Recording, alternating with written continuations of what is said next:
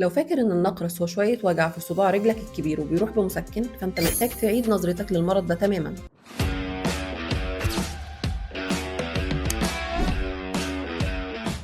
الحقيقة إن النقرس هو حالة نشاط التهابي ناتجة عن زيادة أملاح اليوريك، وممكن تهاجم مفاصلك وكليتك لو اتعاملت معاها بمسكنات وبس.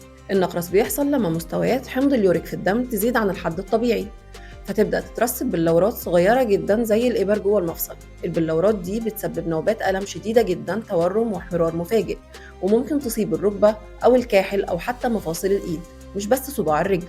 السبب مش بس الأكل، في عوامل تانية كتيرة زي الوراثة أو كفاءة الكلى وحتى بعض الأدوية. الخطورة مش في وجع المفصل، الخطورة إن ترسب الأملاح دي لفترات طويلة ممكن يعمل حصوات في الكلى أو يسبب تآكل دايم في سطح المفصل نفسه.